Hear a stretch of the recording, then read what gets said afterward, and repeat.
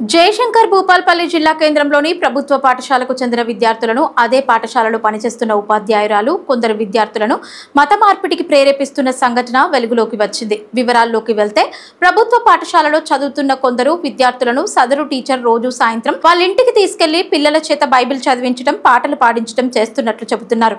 అయితే విద్యార్థులు రోజు లేటుగా ఇంటికి వస్తుండటంతో వారి తల్లిదండ్రులు ఆరా తీశారు. దాంతో అసలు విషయం బయటకొచ్చింది. దాంతో తల్లిదండ్రులు టీచర్ని నిలదీసి ఆగ్రహం వ్యక్తం చేశారు. అంతేకాకుండా బలవంతపు మత మార్పిడి చేస్తున్నట్టు పోలీసులకు ఫిర్యాదు చేశారు. దాంతో పోలీసులు రంగప్రవేశం చేసి ఇరు వర్గాలను పోలీస్ స్టేషన్ కి తీసుకెళ్లి విచారణ ప్రారంభించారు. అయితే సదరు ప్రభుత్వ ఉపాధ్యాయురాలు భూపాల్పల్లి టౌన్ ప్లానింగ్ అధికారి సునీల్ భార్యగా చెబుతున్నారు. రాత్రి 8 గంటలకు సుమారు 9 గంటలకు భూపాల్పల్లి ఎల్బీ నగర్లో టౌన్ ప్లానింగ్ అధికారి ఇంట్లో 13 మంది అమ్మాయిలు మరి కిడ్నాప్ మరి మత మార్పిడిగా మరి అనుమానంతో నిన్న పోలీస్ వారికి లీగల్గా మరి కంప్లైంట్ ప్రిన్సిపల్ గారు ఇవ్వడం జరిగింది. మరి అక్కడికి వెళ్ళి చూస్తే టౌన్ ప్లానింగ్ అధికారి ఏం చెప్తున్నాడు అని అంటే, మేమే తీసుకొని వచ్చినామని చెప్తున్నాడు. అయినా పేరెంట్స్కి తెలియకుండా, హాస్టల్ వార్డెన్స్కి తెలియకుండా మరి ఏ విధంగా పిల్లల్ని తీసుకువచ్చాడనేది సమాధానం చెప్పడం లేదు. ఇక్కడ ఉన్నటువంటి ప్రజలందరికీ కూడా చాలా అనుమానాలకు దారితీస్తున్నాయి.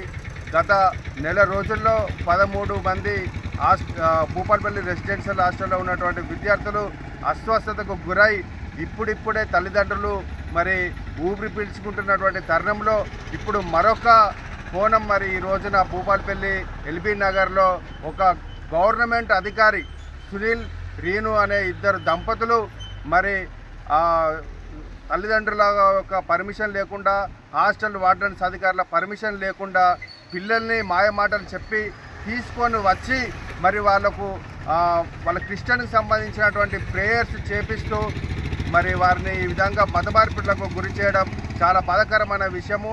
మేము ఇక్కడ ఉన్నటువంటి స్థానిక పోలీసు వ్యవస్థకు అధికారులకు అధికారికంగా కూడా కంప్లైంట్ ఇవ్వడం జరిగింది. వారు కూడా విచారణ జరిపి మరి వారిని వెంటనే విధుల నుంచి పూర్తిగా బహిష్కరించాలని మేము ఈ సందర్భంగా డిమాండ్ చేస్తున్నాం.